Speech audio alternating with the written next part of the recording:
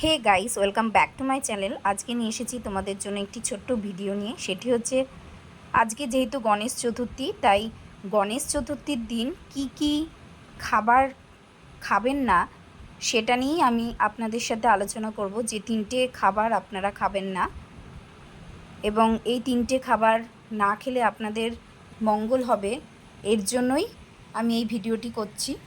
তবে শুনুন,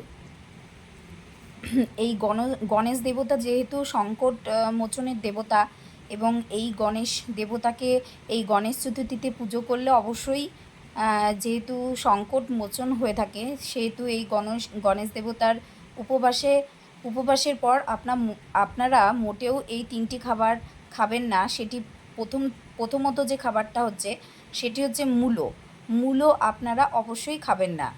আর দ্বিতীয় নাম্বার যে খাবার, সেটা হচ্ছে তেতো জিনিস অবশ্যই আপনারা খাবেন না।